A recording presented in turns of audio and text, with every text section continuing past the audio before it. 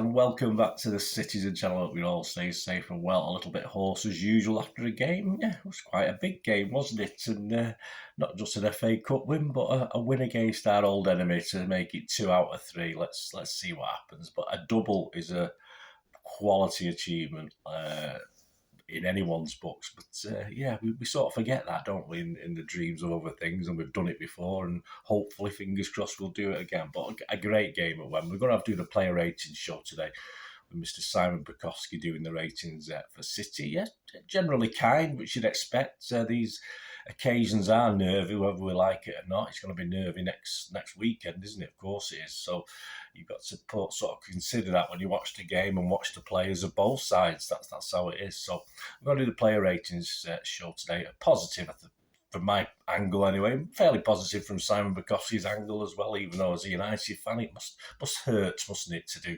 player ratings for games like this. So we'll look at City 2, United 1, of course, Wembley. Emirates FA Cup final, 3rd of June 2023. Please, if you are new to the channel, push that subscribe button, push the bell notifications. Great to have you on board. Everything City past glorious at the moment, or down, which it can be and has been in history, which I do a lot of stuff on. So please join me, jump on board, and thanks for that. And give us a little like, guys. Just press that little like button. I'll be appreciated. Trying to get at least 20, which I can do sometimes. But if you press it nice and early now, while I rattle on for the next 7 or 8 minutes, that'd be brilliant. Right, the ratings, as I said, for Simon Bajkowski. For Manchester News, Simon Bajkowski, and I'll give you my little 2 pennyworth as well. Ortega, yes, could do nothing with the penalty, said Simon. He couldn't. I'm not too happy about the way the guy runs up, but it's within the rules of the law, so there you go. Otherwise, kept his cool under pressure, and distribution was good, yeah. I mean, it wasn't an assist for the first goal, was it? The wonder goal after, 12 or 13 seconds, depending who you talk to. I think officially 13. But, I mean, it was almost an assist. It was like a pre-assist, wasn't it, with the help of a United player as well. Yeah, another clean sheet. He's not let any goals in at all in this FA Cup final, but very happy for him, as most City fans are. As they still are number 2, of course he is. Is he too good to be a number 2? Probably. Possibly, based on what we've seen this season, but you don't really know. You wouldn't know unless he starts playing week in, week out, but that's never going to happen with us. So no goals let in the FA Cup 2023. Fantastic stuff. Simon's given a 7. I'd give him a 7 as well. Walker nearly boiled over with frustration, said Simon towards the end of the first half, but largely covered the pace of Rashford. Yeah, being there and not watching anything back apart from odd highlights, mainly about a handball penalty. I don't know. I don't know what that's all about, but for me, it was a bit of a surprise. I didn't think he would play in this one. I sort of accepted it in my team prediction that I wouldn't be unhappy because of his pace. But I think he was asked to defend more this game and no roaming forward, and I think he did his job really well. Simon's given him a 6. I'm not going to give any City player less than a 6.5, and he gets a 6.5 from me. Stones, Simon said, in a class of his own at times on the ball, stepping between lines with ease.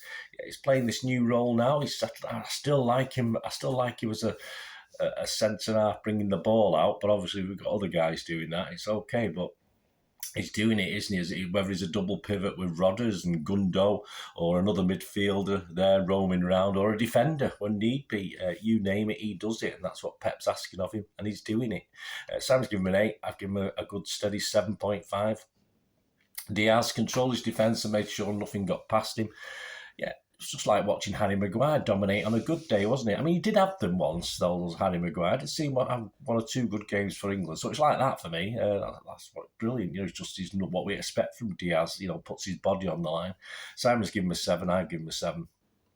Akanji, Simon said, justified his pick. Yeah, I always thought he would be in the team. It was Aki that was the funny one for me, whether he would be fully fit enough to play, but I always assumed Akanji would be there anyway.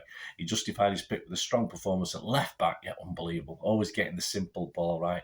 I mean, this guy, a bit like Aki to some extent, he's going above and beyond this season, as some other players have. We've just mentioned Stones there.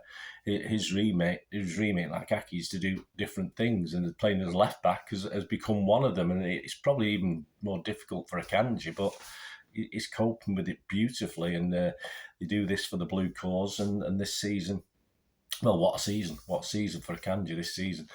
Simon scored him 7 yesterday. I can't argue with that. I'll give him a 7 as well.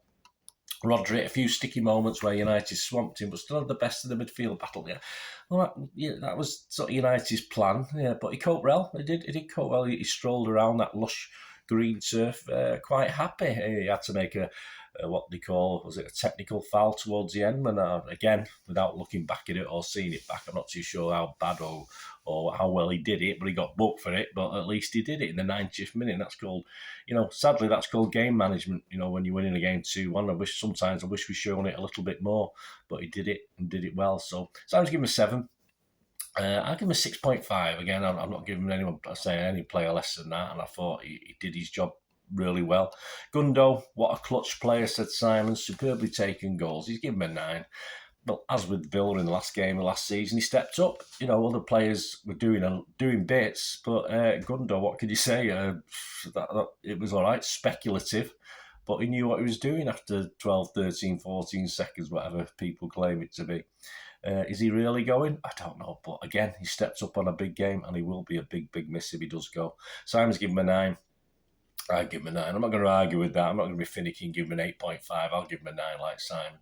De Bruyne, frustrated, said Simon, for large parts of the game, yet managed 2 assists and could have had a penalty. Yeah, I think I saw that back. Yeah, it's a bit 51, 50 of another. It's one of those that, although they don't rate Tierney at all, if he'd have given it, VAR wouldn't have rubbed it out. But hey, based on yesterday, who knows what VAR would have done. But always does something for me. He always does something when it appears he isn't doing something. And what can you say? That'll do, won't it? Also, if you know what I mean, he does something even though he looks as though he's not doing something. So Simon's given him an 8. And I think if I give him an 8, but as I say, I think because of the assist side of it, I'll give him a 7.5. I'll be generous. I was going to give him a 7. I'll give him a 7.5. I changed my mind on the spur of the moment there, thinking about it. Bernardo, Simon said, didn't enjoy much joy against Shaw, but came to a game in the final stage. I've always liked Shaw. I thought Shaw is really competent at what he does. And I thought it was quite moody, Bernardo, yesterday. I think he even, I'll give him a mark for shrugging off. He had a bit of a fallout with his mate Fernandez, didn't he, at one stage, or whether it was half time, I'm not sure, or at the end of the game, I have no idea, but I saw that played back on YouTube, on Twitter. But again, his performance, a bit moody, but again, assumedly did what Pep wanted him to do, not too expansive today. And I say that fallout with Fernandez and the shrug of the shoulders and get out of my way sort of look, that'll do for me all day long. So I'm going to give him a 6. I said I'm going to give him a 6.5. I'm not going lower than that, so I think he deserves that just for picking on Fernandez. Most people call him a rat, don't they? He does have a look, doesn't he? He does have one of those faces. Grealish, some key passes, said Simon, struggled to get the better of Wan-Bissaka as play largely went on elsewhere. Wan-Bissaka's not great, is he? He did struggle a little bit, but nothing to shout on. He was a bit more whingy. We're not going to, if anything, next week against Milan, he's going to have to tone this down, or he's going to have to either learn, or Pep's going to have to totally play someone else, because he's going to get. He's ideal next week. He'll get a lot of stick. He'll get a lot of kicks. He'll get a lot of trips. He'll hopefully win those free kicks. But he's got to stay calm. It's as simple as that. And he proved yesterday that he sometimes can let it all get to him, and that could be our undoing next week. Anyway, but we'll worry about that. Let's talk about this game. Yes, Simon's given him a 7. I'm not gone that high. I've given him a 6.5. As I said, I thought generally he wasn't involved as much as he could be. But again, he did probably what he was asked to do, and it was good enough on the day, and unlucky with the penalty, of course.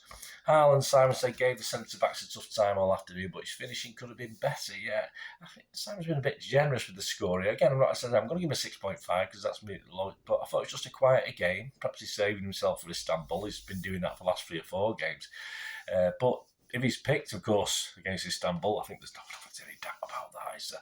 But he's living a dream, of course, at this point in time. He's living his dream. Perhaps he's got other dreams as well, but at this point in time, he's living a dream, so he's enjoying it while it lasts. And again, he did enough. His mere presence on a pitch upsets other teams, so I'll go with that every day of the week. Simon's given him a 7. I'm not gone that, as I said. I went the 6.5. But let me know what you think, guys, of all these players. We've got through the players now. What you think their scores were. I mean, if you're being emotional and happy, you give them all 9 out of 10s or 10 out of 10s, wouldn't you? Just beat United in the FA Cup. But I try and be a little bit realistic. And sometimes I do expand my scores just slightly depending on circumstances. But in a very nervy game, which is what it was, we settled our nerves quite early, of course, so that helped. But you've got to give allowance for that, haven't you?